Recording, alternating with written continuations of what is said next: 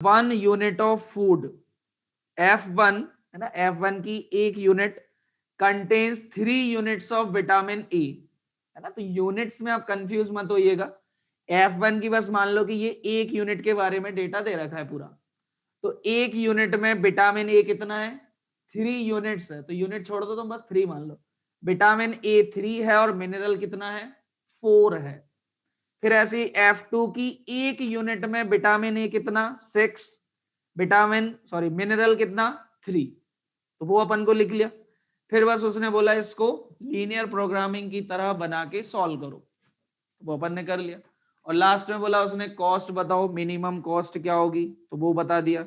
Nutritional requirement क्या है, वो यही है जो आपको एक्स और वाई की वैल्यू पता लग रही है। मतलब मिनिमम कॉस्ट के लिए एक्स होना चाहिए 24, वाई होना चाहिए 4/3, ठीक है। मतलब F1 फूड जो हम लेंगे वो 24 यूनिट लेंगे, और F2 फूड जो लेंगे वो 4/3 यूनिट लेंगे, ठीक है। चलो नेक्स्ट करते हैं अपन क्वेश्चन नंबर 11, है ना। आ जाता है, अब शुरू से ही कर लेते हैं।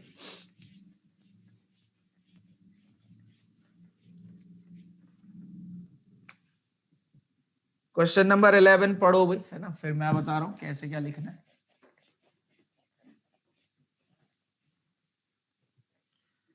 है ना। तो बस यहाँ क्वेश्चन पढ़ के अगर आप समझ गए कि क्या क्या डेटा दे रखा है, फिर ये क्वेश्चन आसान है।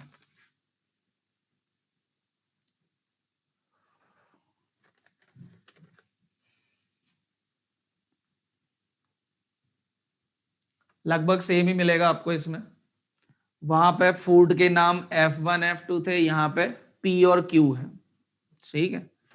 तो लिखते जाते भाई, और कोशिश करेंगे कि पढ़ते जाएं और टेबल बनाते जाएं।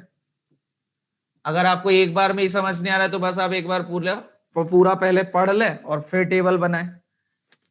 तो इसमें लिखा है Reshma wishes to mix two types of food P and Q in such a way, है ना, दो फूड है तो लिख दिया अपन ने P और Q, in such a way that the vitamin contents of the mixture, मतलब जो डाइट बनेगी, contain at least 8 units of vitamin ए। मतलब इन दोनों फूड को मिला के क्या होना चाहिए, विटामिन ए कम से कम 8 यूनिट्स होना चाहिए, तो ऐसे लिख दिया अपन। And 11 units of vitamin B, vitamin B कम से कम 11 यूनिट्स होना चाहिए, तो ठीक है, इतना आ गया। फिर आगे क्या लिखा है इन लोगों ने, फूड पी कॉस्ट 60 रुपी पर केजी, है ना। यहां पे जो कॉस्ट आपको दे रखी है वो पर केजी दे रखी है कॉस्ट, और यहीं लिख देता हूं पर केजी। तो फूड पी का कॉस्ट कितना है, 60 रुपी, 1 केजी का कॉस्ट है। और फूड क्यू का कॉस्ट है 80 रुपी पर केजी, ठीक है, तो यहां तक लिख लिया। फिर बोला फूड पी कंटेन्स 3 यूनिट्स पर केजी ऑफ विटामिन ए। मतलब ये जो पूरा डेटा है ना, ये पर केजी दे रखा है ना। तो अभी के लिए आप पर केजी अगर नहीं भी पढ़ेंगे तो चल जाएगा। तो लिखा food P contains 3 units of vitamin ए, ठीक है। फूड पी के बारे में बोला है, 3 unit vitamin A, 5 unit vitamin B. फिर आगे, हाँ, food Q, while food Q contains 4 units of vitamin A and 2 units of vitamin B, ऐसा दे रखा है। और पूरा डेटा पर केजी में दे रखा है कि 1 केजी में इतना सब है ना। तो बस ऑब्जेक्टिव फंक्शन बनाओ, क्या करना है, determine the minimum cost of the mixture. हाँ भाई, सीधा लिख सकते हैं आप लोग जेड, ऑब्जेक्टिव फंक्शन है, ये बताने की जरूरत नहीं है, आप सीधा जेड लिखें। हाँ, और इतना जरूर बोल दे कि इसको क्या करना है, मिनिमाइज करना है। हाँ भाई, तो इधर आ जाते हैं। अब फूड पी कुछ ना कुछ तो लेना पड़ेगा, जरूरी थोड़ी ना कि हम 1 केजी में ही काम चला लें। तो मान लेते हैं कि फूड पी मैंने कितने केजी ले लिया, एक्स केजी ले लिया, और फूड क्यू वाई केजी ले लिया। क्या वैल्यू होनी चाहिए वो तो लास्ट में निकल आएगी, है ना, कि कौन सा फूड कितने केजी हमें लेना चाहिए।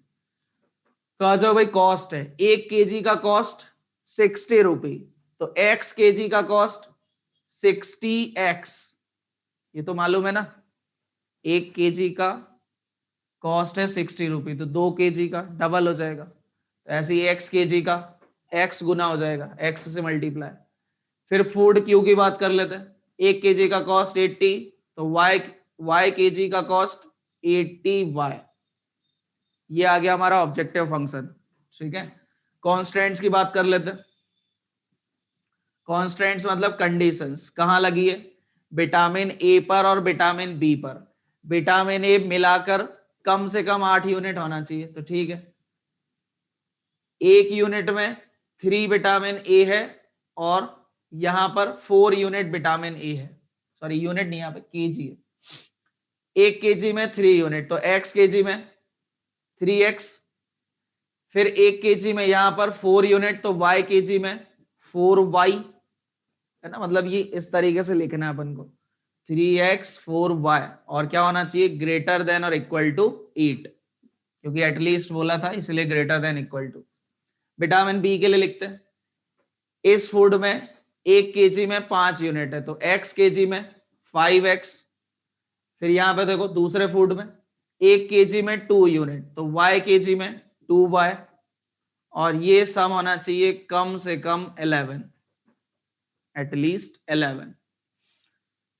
ठीक है, तो बस फिर वही आ जाएगा। और x और y, x ग्रेटर देन और equal to 0, y greater than और इक्वल टू 0, ये यहां पे बोलना पड़ेगा। क्योंकि क्या होगा, या तो आप फूड पी बिल्कुल भी नहीं लोगे, मतलब 0 केजी ले लिया, या कुछ ना कुछ लोगे तो उसकी वैल्यू पॉजिटिव होगी, नेगेटिव होने का सवाल ही नहीं उठता। चलो बनाओ, इनके पॉइंट्स निकाल लो, है ना। तो अगर x की वैल्यू 0 तो y की वैल्यू 2, y की वैल्यू 0 तो x की वैल्यू 8/3। इसके लिए x की वैल्यू 0 तो y की वैल्यू 11/2, और y की वैल्यू 0 तो x की वैल्यू 11/5। चलो बना लेते हैं।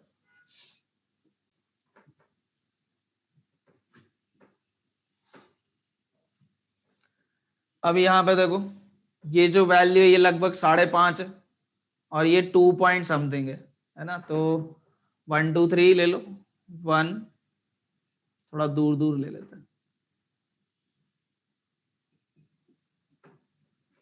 ऐसा।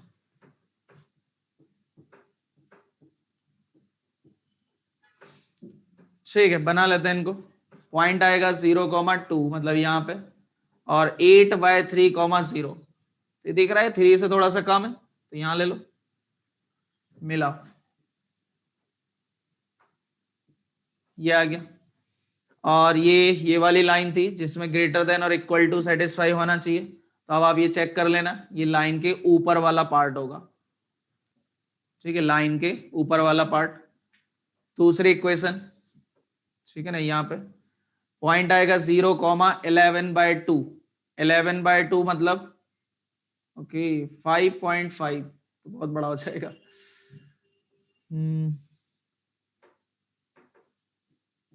आप लोग की कॉपी तो बड़ी होगी ना, मान लेना। चलो ये हो गया, ये 5 है और ये 11/2 है, मिलाओ।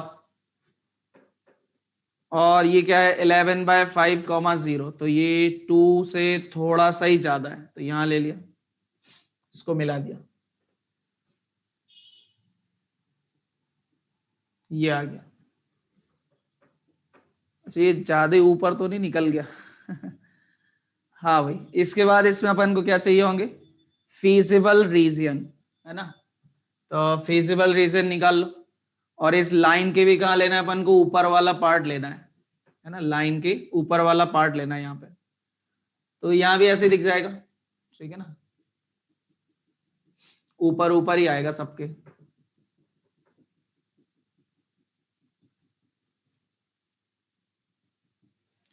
हाँ भाई, तो कितने कॉर्नर पॉइंट मिलेंगे, एक तो ये वाला पॉइंट हो गया, ठीक है ना, ये कॉर्नर पॉइंट है जिसके कोऑर्डिनेट्स आएंगे 8/3,0।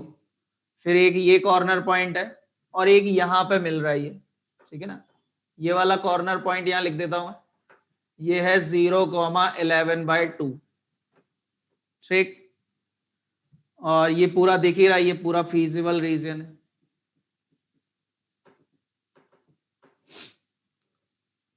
इस पॉइंट को निकाल लो और नाम दे देना। ये पॉइंट ए हो गया, ये बी हो गया और ये वाला सी हो गया। बी पॉइंट निकाल लेते हैं, इसको सॉल्व कर लेना। मान लो नीचे वाले इक्वेशन में 2 से मल्टीप्लाई कर लिया, यह जाएगा 10x plus 4y equal to 22। इसमें से इसको घटा दो, 7x इक्वल टू 14। x की वैल्यू 2 और x की वैल्यू 2 है तो y की वैल्यू आ जाएगी 1/2। ठीक है, ये आ जाएगा। बस अब इन पॉइंट्स पे क्या करो, ऑब्जेक्टिव फंक्शन निकालो। तो z निकालो a पर, b पर और c पर। a मतलब 8/3, तो जब हम इसको इसमें रखेंगे 60 इंटू 8/3, तो कितना आ जाएगा, ये 160 आ जाएगा। b वाला पॉइंट है 2, 1/2, तो x की जगह 2, y की जगह 1/2। तो ये कितना हो गया, 120 और 40, 160। इसमें भी 2 आ रहा है। और c निकालो, 0, 1/2, तो 60 इंटू 0, 80 इंटू 11/2, सॉरी 1/2 नहीं, 11/2। तो यहाँ पे क्या आ गया, 0 और ये 40 इंटू 11, 440। तो ये आ गया। ठीक है, तो यहाँ पर आपके पास 2 आंसर आ जाएंगे। सत्यम 2, 1 क्या 2, 1/2 है भाई, है ना पॉइंट बी वाला 2, 1/2। ठीक है, तो बस लिख दीजिएगा, यही दोनों क्या है, मिनिमम जेड है।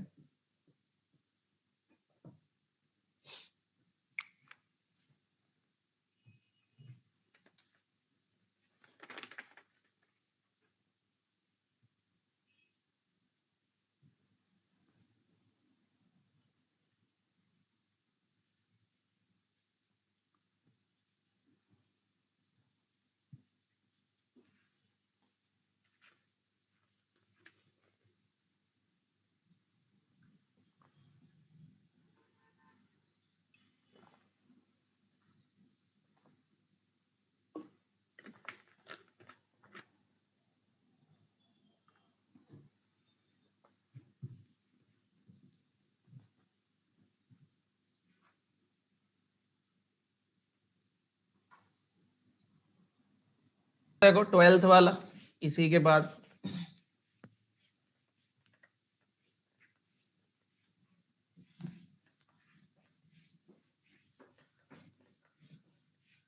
ट्वेल्थ वाले में हमको केक बनाने हैं, है ना।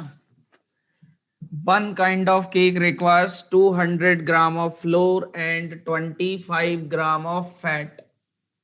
ठीक है, तो यहाँ लिख लेते हैं केक, और उसमें किस किस चीजों की जरूरत है, फ्लोर की जरूरत है, फैट की जरूरत है ना।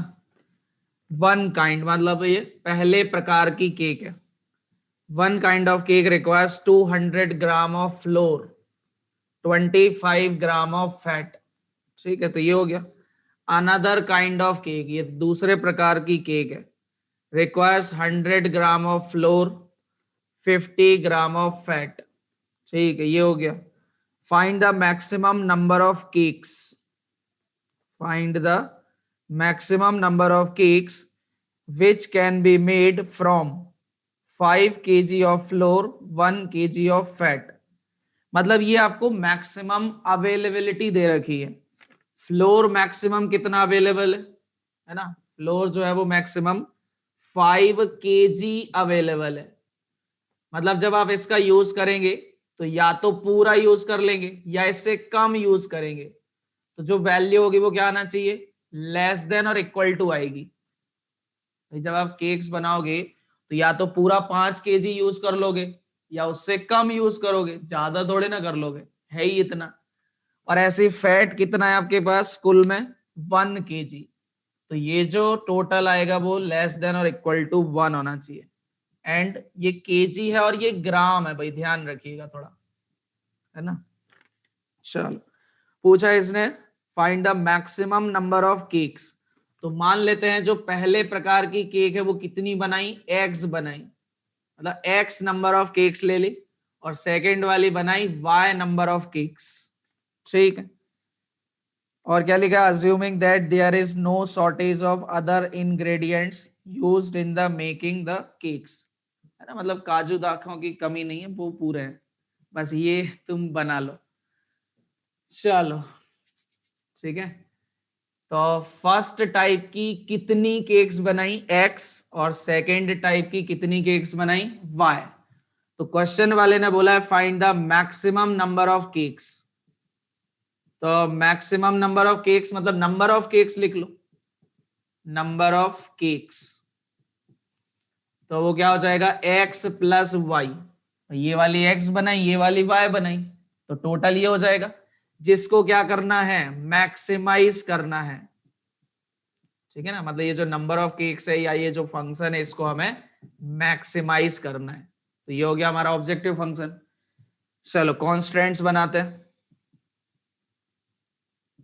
कॉन्स्टेंट्स मतलब कंडीशन किस पे लगी है, फ्लोर पे और फैट पे। तो देखना जरा, जब अपन पहले वाली केक बनाते हैं फर्स्ट काइंड की, तो उसके लिए मतलब एक केक के लिए इतने ग्राम फ्लोर लगता है। तो अगर टोटल एक्स केक्स बनाएंगे तो कितना लगेगा, 200x हो जाएगा। ठीक है ना, मतलब पहले टाइप की केक्स बनाने के लिए टोटल इतना फ्लोर लगेगा 200x। दूसरे टाइप की बनाने के लिए कितना लगेगा, तो यहाँ पे एक बनाने के लिए 100 ग्राम लगता है, वाई केक्स बनाओगे तो कितना लग जाएगा, 100y। टोटल इतना फ्लोर लगेगा, और मैक्सिमम कितना है मेरे पास, 5 kg, और ये है ग्राम में, तो इसको भी ग्राम में कन्वर्ट कर लो। ठीक है, और लेस देन और इक्वल टू का साइन आएगा, क्योंकि या तो पूरा यूज कर लोगे या इससे कम। तो इसको सिंप्लीफाई भी कर लो, एक काम करो, 100 से ही डिवाइड हो रहा है ये तो, 2x plus y less than और इक्वल टू 50, ये पहला कांस्टेंट आ गया। दूसरा फैट वाला, फर्स्ट काइंड की एक केक बनाने के लिए 25 ग्राम फैट लगता है, तो x केक्स बनाने के लिए 25x। फिर ऐसे ही सेकेंड काइंड की एक केक बनाने के लिए 50 ग्राम फैट लगता है, तो y केक्स बनाओगे तो 50y ग्राम फैट लगेगा। तो टोटल क्या होना चाहिए, 1000 ग्राम के बराबर या उससे कम होना चाहिए। तो ये देखो 25 से डिवाइड हो रही है, तो हो जाएगा x plus 2y less than और इक्वल टू 40। ठीक है, तो ये दो कंस्ट्रेंट्स आ गए। अच्छा, इनके लिए डायग्राम बना लोगे या पूरा फिर से बताओ, मतलब सॉल्व करना, मतलब ग्राफ बनाना, फिर वैल्यू निकालना, हो जाएगा, है ना, आसान है। ग्राफ बनाओ, कॉर्नर पॉइंट निकालो, वैल्यू निकाल लो, और कौन क्या करना है यहाँ पे, मैक्सिमाइज, तो मैक्सिमम वैल्यू निकाल लेना भाई। ये हो गया हमारा 12th नंबर का क्वेश्चन। ठीक है, कर लेना। 13th वाला देखो, है ना, किसी को लग रहा हो कि सर करा दो तो वो भी बता देना, है ना। बाकी बोल रहे सर कर लेंगे। अरे जेड फिर से बताओ, इसमें क्या दिक्कत आ गई भाई। देखो क्वेश्चन वाले ने क्या बोला था, मैक्सिमम नंबर ऑफ केक्स बताओ जो यहां पे बनाई जा सकती हैं। तो पहले तो नंबर ऑफ केक्स कितना होगा, एक्स प्लस वाई, उसको मैंने जेड बोल दिया। ठीक है ना, तो अब इसकी मैक्सिमम वैल्यू चाहिए, मतलब तुम्हें इसको मैक्सिमाइज करना है ना, तो इसलिए लिखा है हमने, है ना। चलो भाई 13th वाला देखो, ये सब डाइट वाली प्रॉब्लम दिख रहा है। कोई नहीं, मैन्युफैक्चरिंग वाला आज नहीं तो कल कर लेंगे। 13th वाला पढ़ो, इसमें बोला है a dietitian has to develop a special diet using 2 foods. ठीक है भाई, 2 फूड यूज कर रहे हैं, तो इसको लिख लेते हैं, फूड कौन कौन सा, पी और क्यू, ऐसा। फिर इन्होंने बोला है ईच पैकेट, और पैकेट में कितनी क्वांटिटी है, 30 ग्राम। तो अभी इस 30 ग्राम को साइड में रखते हैं।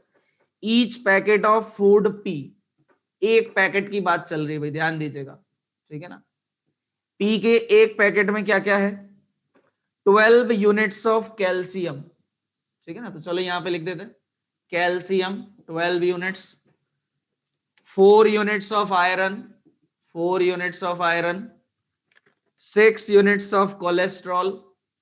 अच्छा कैल्शियम आयरन तो पता है, कोलेस्ट्रॉल नहीं पता क्या होता है, ऐसे लिख देते हैं कोलेस्ट्रॉल कितना 6 यूनिट्स, और 6 यूनिट्स ऑफ विटामिन ए, है ना, वाकई में स्पेशल डाइट है।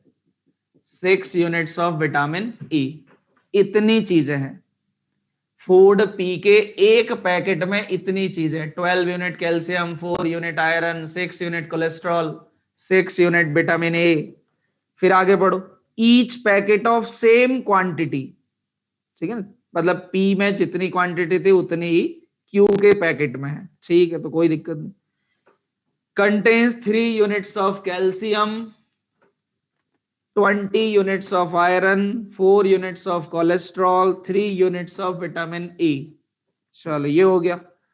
The diet requires at least 240 units of calcium. Calcium में मतलब डाइट जो बना रहे हैं हम, उसमें कैल्शियम कितना होना चाहिए, कम से कम 460 यूनिट्स होना चाहिए, सॉरी 240, और 460 यूनिट्स ऑफ आयरन, है ना, 460 यूनिट्स आयरन की होना चाहिए कम से कम। फिर अगला देखना, एटमोस्ट लिखा है, एटमोस्ट 300 यूनिट्स ऑफ कोलेस्ट्रॉल। तो एटमोस्ट है तो यहाँ पे ग्रेटर देन और इक्वल टू आएगा। अच्छा यार ये सब, सॉरी ये उल्टे बना दिए, एटलीस्ट के लिए क्या आएगा, ग्रेटर देन और इक्वल टू, और एटमोस्ट के लिए क्या आएगा, लेस देन और इक्वल टू। ज्यादा से ज्यादा इतना, अदरवाइज कम, है ना, तो उसी को एटमोस्ट बोलते हैं।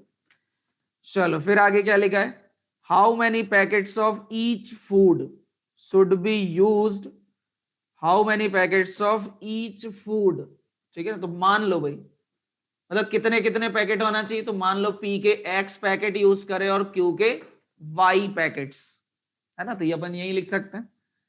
फिर should be used to maximize the amount of vitamin E, vitamin A के अमाउंट को मैक्सिमाइज करना है, ठीक है ना। तो पहले लिखते हैं भाई इसको, क्या बनेगा, और यही हमारा ऑब्जेक्टिव फंक्शन होगा, है ना, विटामिन ए का जो अमाउंट आएगा वो ऑब्जेक्टिव फंक्शन होगा, उसको हमें मैक्सिमाइज करना है। तो ठीक है, यहाँ के एक पैकेट में 6 यूनिट्स ऑफ विटामिन ए है, तो एक्स पैकेट्स में क्या होगा, 6x हो जाएगा, है ना, इतने यूनिट्स। फिर आगे देखो, क्यू के एक पैकेट में 3 यूनिट्स ऑफ विटामिन ए है, तो टोटल y यूनिट्स में कितना हो जाएगा, 3y, इतना विटामिन ए बनेगा डाइट में। उसको मैंने z मान लिया, और हमें क्या करना है, इसको मैक्सिमाइज करना है, ठीक है, इसको मैक्सिमाइज करना है। तो कर लेंगे, कॉन्स्टेंट्स और लिख लेते हैं। कॉन्स्टेंट्स मतलब जिन पे कंडीशन लगी, जैसे कैल्शियम कम से कम इतना होना चाहिए, आयरन कम से कम इतना, कोलेस्ट्रॉल ज्यादा से ज्यादा इतना। तो बनाते भाई, पी के एक पैकेट में 12 यूनिट्स ऑफ कैल्शियम है, तो एक्स पैकेट्स में कितना हो जाएगा, 12x। क्यू के एक पैकेट में 3 यूनिट्स ऑफ कैल्शियम है, तो टोटल वाई यूनिट्स में कितना हो जाएगा, 3y, और ये मिला के कम से कम 240 तो होना ही चाहिए, ठीक है। तो पहला कांस्टेंट ऐसे आ जाएगा। फिर आयरन वाला बना लो, ऐसे आ जाएगा 4x plus 20y greater than और इक्वल टू 460।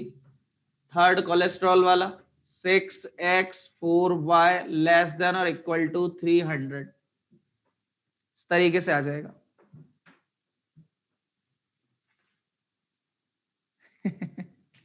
हाँ भाई नैतिक, बिल्कुल, है ना, राठी सर ने सीआरक्यू बनाई है, इसलिए डाइट प्लान वाले क्वेश्चन ज्यादा है ना। डाइट प्लान करो, दिन भर पढ़ो, बस, ठीक है। तो ये यहां पे आ गया, और ध्यान रखिएगा भाई x और y ग्रेटर देन और इक्वल टू 0, इसमें भी होगा, इसमें भी होगा, ठीक है। यहां पे x और y क्या था, नंबर ऑफ केक्स, तो या तो 0 होगा या पॉजिटिव होगा। यहाँ पे क्या है, नंबर ऑफ पैकेट्स, तो वो भी यही होगा, या तो पॉजिटिव या 0। ठीक है, चलो इसको लिखो भाई पहले फटाफट।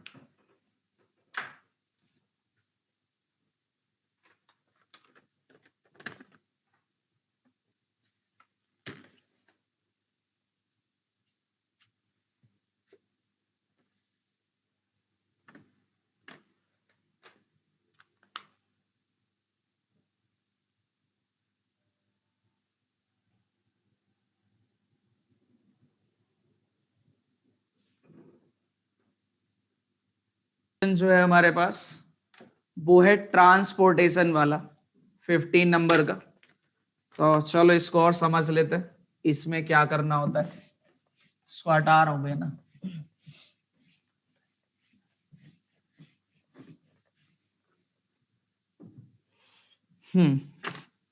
देखो 15 वाले ने बोला है two godowns A and B have grain capacity of 100 quintals and 50 quintals respectively.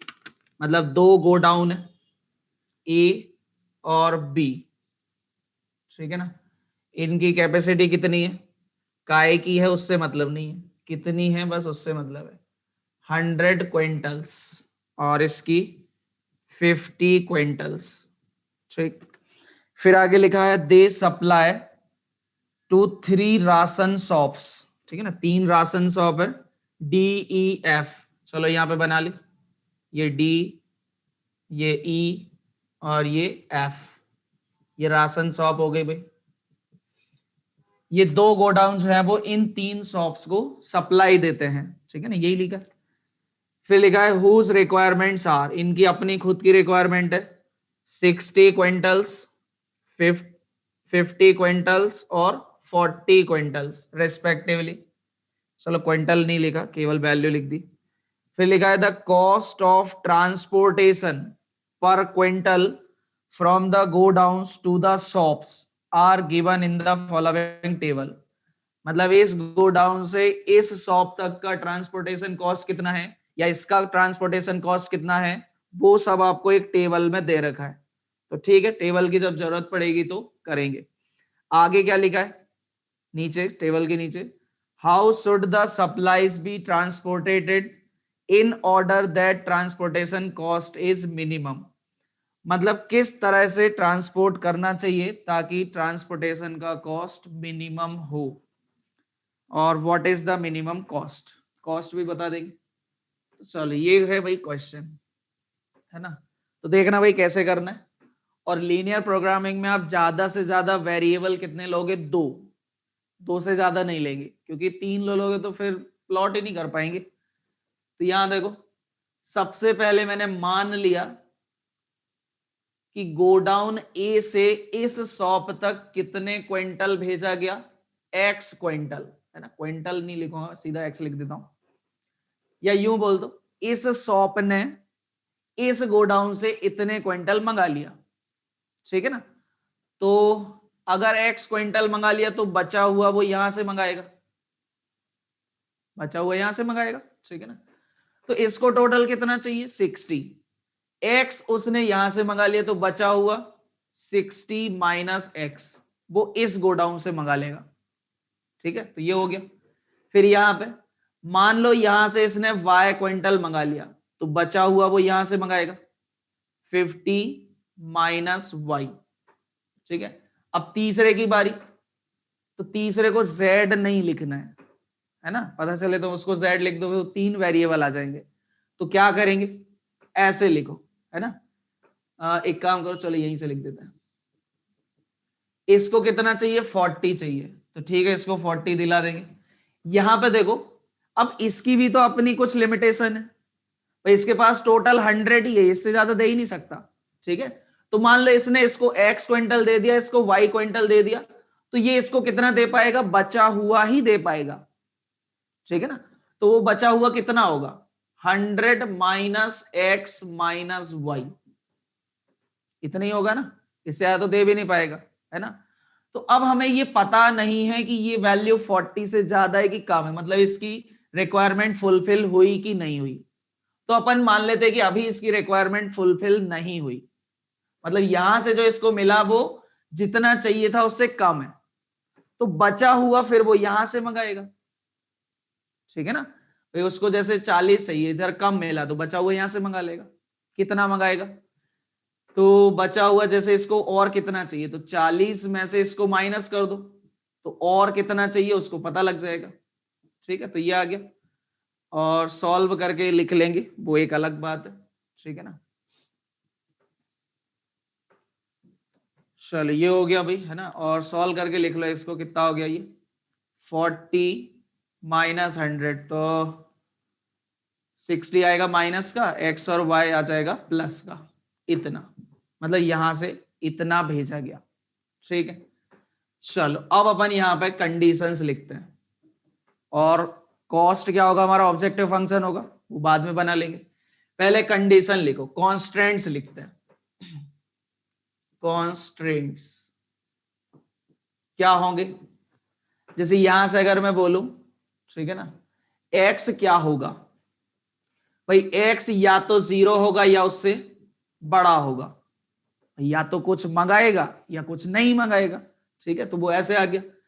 y की बात करें तो वो भी क्या होगा, ग्रेटर देन और इक्वल टू 0 होगा।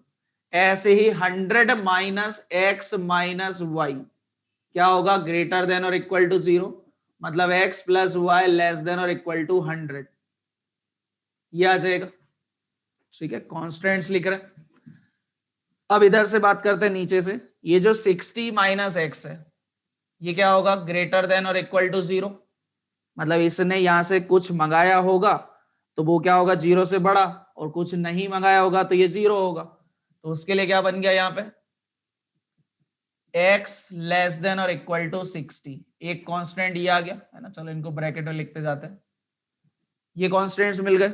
चलो यहां से देखो 50 माइनस वाई ग्रेटर देन और इक्वल टू 0, तो y लेस देन और इक्वल टू 50, ये आ गया।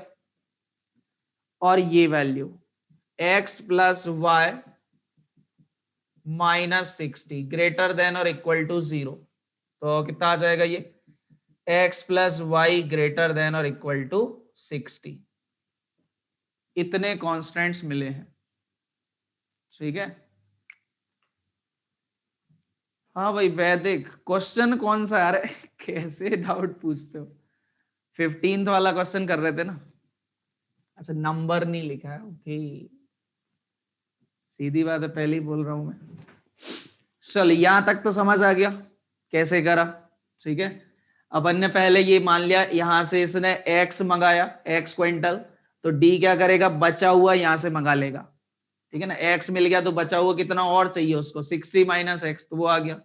यहां से इस शॉप ने y क्विंटल मंगा लिया, है ना, a से मंगा लिया, तो इसको टोटल 50 चाहिए, तो y आ चुका है, बचा हुआ इसने दूसरे गोडाउन से मंगा लिया, ऐसे ही यहां पे करा। मगर यहां पे अपन ने तीसरा वेरिएबल नहीं लिया, एक कंडीशन लिख ली कि जैसे इसके पास टोटल 100 था, तो ये x दे चुका है d को, y दे चुका है e को, तो बचा हुआ क्या होगा, f को देगा, ठीक है ना। तो ये बचा हुआ कितना, 100 में से x और y कम हो गया, बचा हुआ इसको दे दिया। अब हमने मान के चले कि इसको टोटल 40 चाहिए, तो ये वैल्यू क्या होगी, या तो 40 के बराबर होगी या उससे कम होगी, ठीक है ना। तो कम मानकर चले, क्योंकि बराबर है कम है उससे हमें पता ही नहीं है, तो हमने यहां से मान लिया कि इसको जितना चाहिए था उतना अभी नहीं मिला, तो बचा हुआ यहां से मंगा लेगा। तो बचा हुआ कितना, 40 में से इसको घटा दो, बचा हुआ पता लग जाएगा, तो वो ये है, ठीक है ना। मतलब यहां से इतना मंगाया गया, x प्लस वाई माइनस 60, ठीक है। और इन सब पे क्या कंडीशन लगाई, ग्रेटर देन और इक्वल टू 0 की, मतलब या तो कुछ मंगाया गया होगा या फिर कुछ नहीं मंगाया गया होगा, ठीक है। तो कॉन्स्टेंट्स आ चुके हैं। अब बात कर लेते हैं कॉस्ट, कॉस्ट की, ठीक है ना, जिसको हम ऑब्जेक्टिव फंक्शन बोलेंगे। और फिर आखिरी काम होगा ग्राफ ड्रॉ करना, ठीक है। तो अब भाई इसको टेबल को देखिएगा ध्यान से, ठीक है ना, ये जो टेबल दे रखी है ना उसमें ही ट्रांसपोर्टेशन कॉस्ट लिखी है, यहां पर हमने कॉस्ट नहीं लिखी है ना, ताकि हौच पौच ना हो जाए पूरा, बट समझने के लिए चलो मैं यहाँ पे लिखते जाऊंगा। देखो डी से ए तक, डी से ए तक का कॉस्ट कितना है? 6 रुपी पर क्विंटल है ना, ये दिख जाएगा ना। डी से क्या लिखा है, फ्रॉम टू, हाँ ठीक है छोड़ो, डी से ए है कि ए से डी है, उससे क्या करना अपन को। डी से ए तक का ट्रांसपोर्टेशन कॉस्ट कितना है? 6 रुपी पर क्विंटल, है ना, 6 रुपी पर क्विंटल ऐसे दे रखा है भाई। तो यहां से कितना मंगाया गया? एक्स क्विंटल मंगाया गया, तो यहां की कॉस्ट क्या हो जाएगी?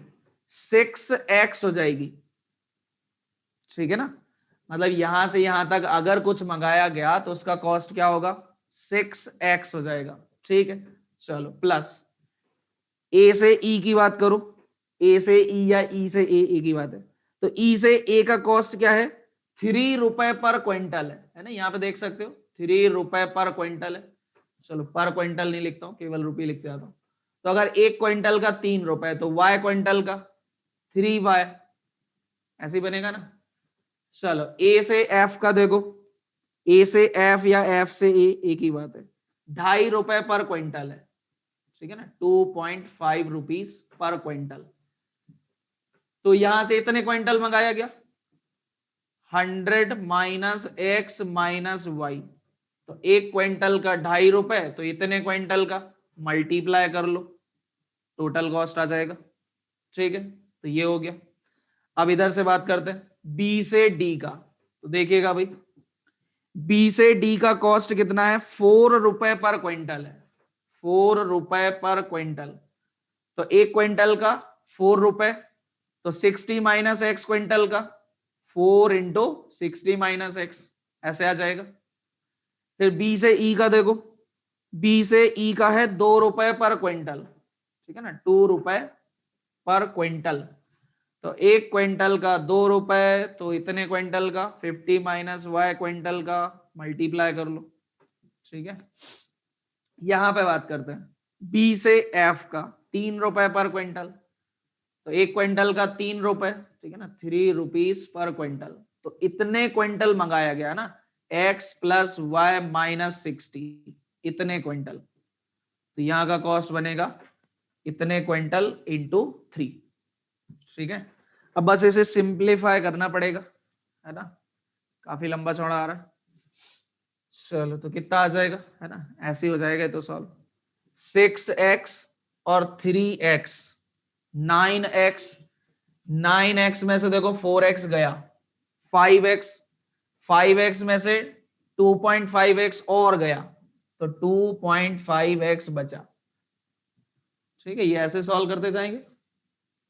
फिर y वाला देखो, 3y और 3y, 6y, 6y में से यहां से देखो 2y कम हो गया, तो 4y, 4y में से 2.5y कम हो गया, 4 में से 2.5 कम हो गया, तो 1.5y बचा, है ना। चलो x हो गया, y हो गया कांस्टेंट टर्म। तो यहां से देखो, यहां से कितना आएगा? 250, 2.5 का इसमें मल्टीप्लाई कर लेना, 250, यहां से 240, और यहां से 100, और यहां से माइनस का 180, इसको सॉल्व कर लो। 490 और ये माइनस का 80, 410, ठीक है, ये आ गया। तो बस दो ही चीजें चाहिए होती हैं, ऑब्जेक्टिव फंक्शन और कॉन्स्टेंट्स। आगे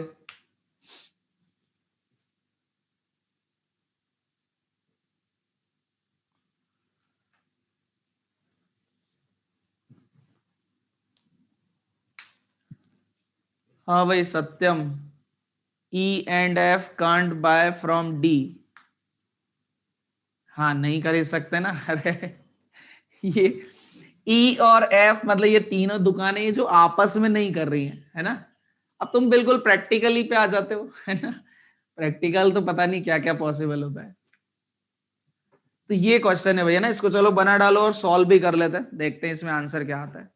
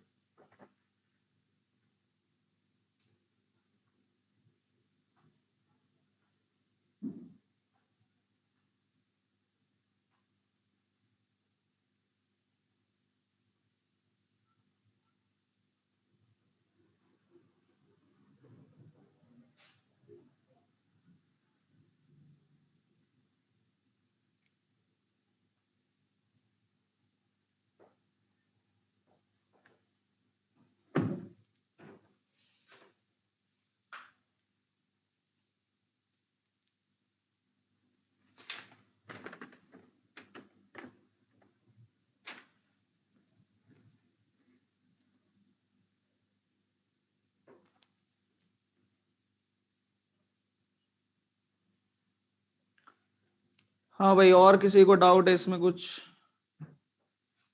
अच्छा, क्या बोल रहे हो? 510 होगा ये वाला? अरे कहाँ से?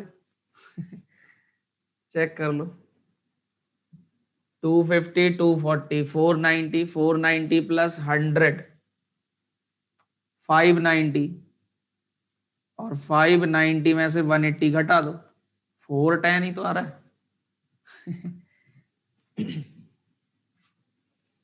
हाँ भाई, ये बना लिया सभी ने,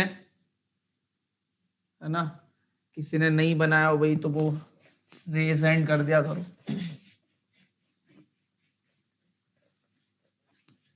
चलो देखते हैं भाई, यहाँ पे पूरा सॉल्व कर लेते हैं इसको। चलो, ऑब्जेक्टिव फंक्शन तो बाद में देखेंगे, पर कॉर्नर पॉइंट्स निकलने के बाद ये जो भी कॉन्स्टेंट्स है पहले इन्हें ड्रॉ करना है।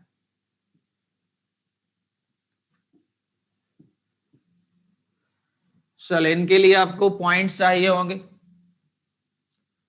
और पॉइंट तो आसान है, यहाँ पे दिख रहे होंगे। और मैं यहाँ पे 20 के मल्टीपल्स ले लेता हूँ, 20, 40, 60, 80।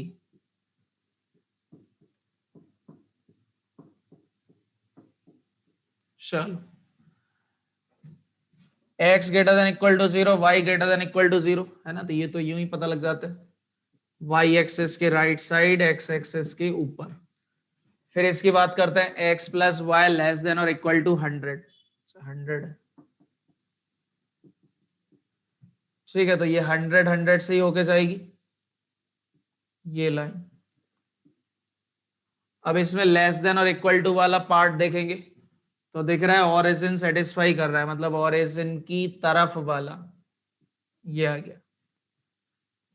चलो, दूसरा, x लेस देन और इक्वल टू 60। तो पहले तो आप x इक्वल टू 60 बना लो।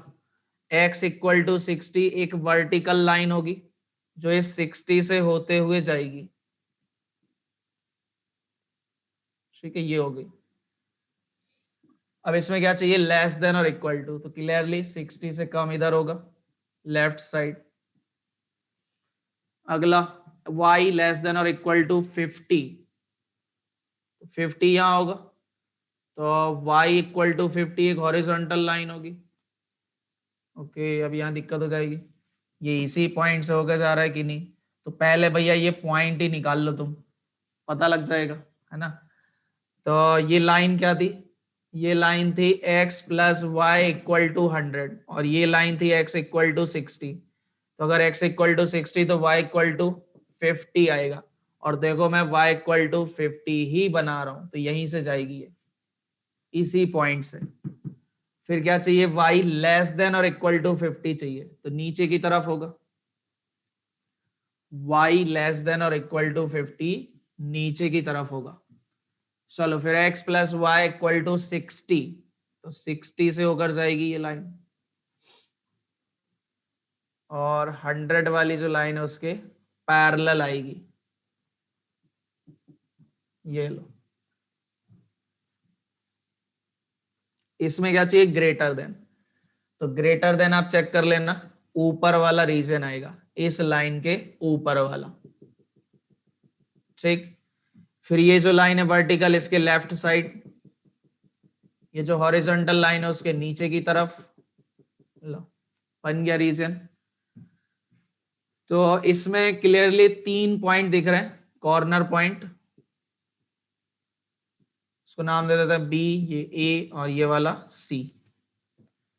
तो ए के कोऑर्डिनेट्स निकालना पड़ेंगे, बी के पहले निकाल चुके हैं 60, 50, और सी है 60, 0। ए के कोऑर्डिनेट पता करो। ए वाले पॉइंट पर अगर देखा जाए तो y कोऑर्डिनेट 50 होगा, क्योंकि ये y इक्वल टू 50 पर लाई कर रहा है। और ये जो दूसरी लाइन है ये है x plus y equal to 60। तो अगर y बराबर 50 है तो x बराबर 10 आ जाएगा, ठीक है ना? x बराबर 10, ये आ गया।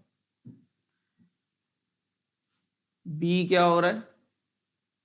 अच्छा, b पॉइंट गलत है। अरे ओके, तो मैंने क्या गलत करा? 60, अच्छा 100 था यार। इसको मैंने 1 1 10 लेके मान लिया है।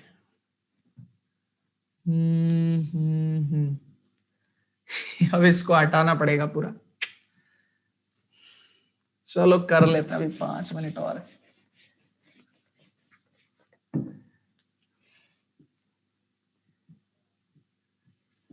है ना, ये ड्रॉबैक है ऑनलाइन क्लासेस का, है ना?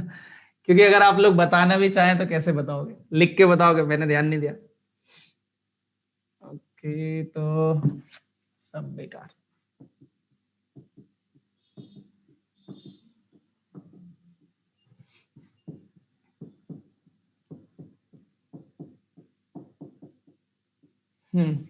चलो बस 1 मिनट लगेगा। 100 वाली लाइन जो है उसके लिए लेस देन और इक्वल टू, तो ये नीचे की तरफ आएगा और इक्वेशन हमने इस पर लिख दी। फिर x लेस देन और इक्वल टू 60, तो ये लेफ्ट साइड आएगा और ये x बराबर 60 वाली लाइन हो गई। फिर y लेस देन और इक्वल टू 50, तो ये पॉइंट क्या था? पॉइंट था 60, 40, है ना? ओके, तो ये चलो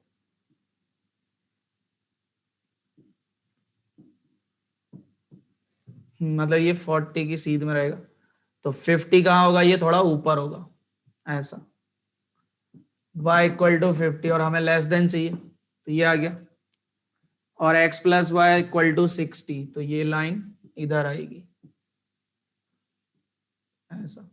और ग्रेटर देन चाहिए, तो ये ऊपर की तरफ, ऊपर की तरफ वाले रीजन को सेटिस्फाई करेगी। चलो अब पता कर लो, तो ये ऊपर, इसके लेफ्ट, इसके नीचे, इसके नीचे ऐसा। तो कॉर्नर पॉइंट्स कितने आ जाएंगे? ये चलो ए बी सी डी लिख देते हैं, और ये वाला पॉइंट यही है ना, 60, 40, ये वाला निकालना पड़ेगा और ये वाला। तो ये तो अपन ने सही निकाला था, है ना, 10, 50, ये ऐसे आ जाएगा। सी की बात कर लेते हैं, यहाँ पे x प्लस वाई 100 है और यहाँ पे y 50 है, तो ये 50, 50, ठीक है ना, सही है। चलो इसको लिख देता हूँ, A point 60, 0, B point 60, 40, C point 50, 50 और डी पॉइंट आ गया 10, 50, ठीक है, ये आ जाएगा। बस इस पे कॉस्ट पता कर लेंगे, किस पर कॉस्ट सबसे कम है, ठीक है, तो वो आंसर होगा। हाँ भाई, इसको निकाल लें।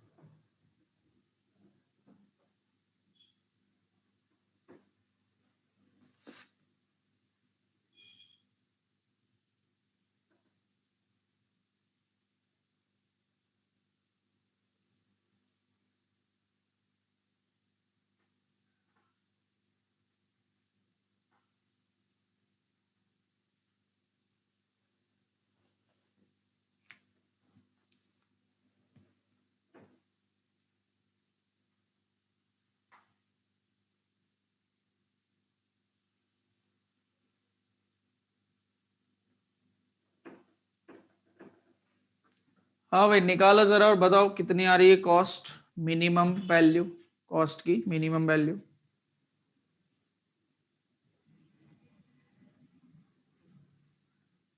अच्छा दक्ष श्रीवास्तव, तुमको क्या लग रहा है कि सर रीजन निकले ही नहीं फीजिबल, ऐसा कैसे हो सकता है? फीजिबल रीजन तो आपको हर हाल में मिलेगा, फिर वो चाहे अनबाउंडेड हो चाहे बाउंडेड हो, मिलेगा जरूर, ठीक है। ये देखो, जितने लोग उतनी तरह की वैल्यूज। अरे 610, 510, और ये कौन है? 1310 भी आ गया। अरे कैसे भाई? ऐसा तो नहीं मुझे सारी वैल्यूज बता रहे? अरे सारी मत बताओ, जो लेस देन आ रही है, मतलब मिनिमम आ रही है, वो बताओ। पॉइंट डी पर, ठीक है। डी ई जिस पे भी आ रहा। और आखिरी आंसर भी अभी लिखना है उसमें, ना ट्रांसपोर्टेशन बनाना है पूरा, किस में क्या आया, तब जाके 6 मार्क्स मिलेंगे, ऐसे थोड़े ना है। चल इसको हटा रहा हूं भाई। हाँ जेड निकाल लो जरा, चलो मैं ही देख लेता हूँ। ए बी सी पर ए बी सी डी चारों है। यहाँ पे 60 रखेंगे तो ये आ जाएगा 15, नहीं 150, प्लस यहाँ पे 0 रखेंगे तो 0, और प्लस में 410, तो कितना आ गया ये? 560। बी पर निकालो, बी पर लिखेंगे तो ये बनेगा 150, ये बनेगा 15 इंटू 4 660 आएगा ये, प्लस 410, तो ये कितना हो गया?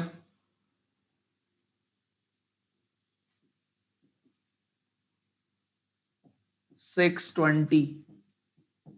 ऐसे आ रहा है ना सभी? कोई सा गलत हो तो बता देना।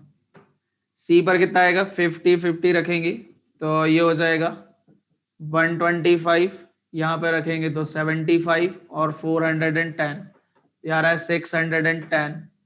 डी पर 10 रखेंगे तो 25, 50 रखेंगे तो 75, और 410, तो कितना हो गया ये? 510। ठीक है। अरे कुछ तो भी है आंसर, क्या है ये? क्या आंसर है ये? ऐसे वैल्यूज आ रही है यहाँ पे? ऐसे वैल्यू आ रही है मतलब तुम्हें ये पॉइंट्स डेसिमल वाले सॉल्व करते नहीं आ रहे? हाँ, तो मिनिमम कॉस्ट कितनी हो गई? 510। कब? डी पॉइंट पर, जब x की वैल्यू 10 हो और y की वैल्यू 50 हो। ठीक है ना, तो ये आ गया। इसके बाद आखिरी ट्रांसपोर्टेशन वाला डायग्राम आप बना के शो करेंगे, ठीक है ना, बनाकर दिखाएंगे। इसको हटा देता हूं, ठीक है ना। ये डायग्राम आपने बना लिया होगा, ग्राफ।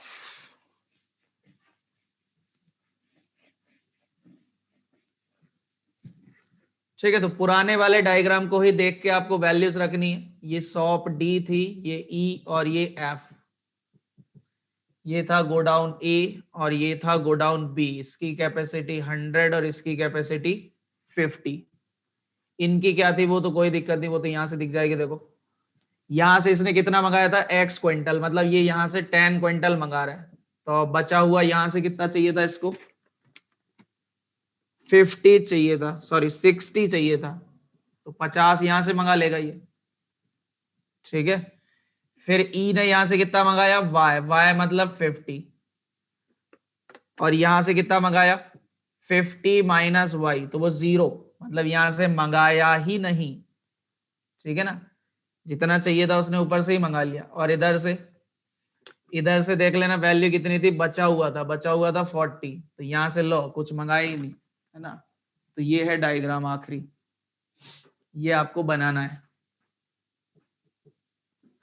ठीक, चलो तो इसको बना लो। और बस इसमें एक क्वेश्चन मैन्युफैक्चरिंग वाला और करना है, तो वो अपन कल कर लेंगे। ठीक है, अभी के लिए इतना पर्याप्त है।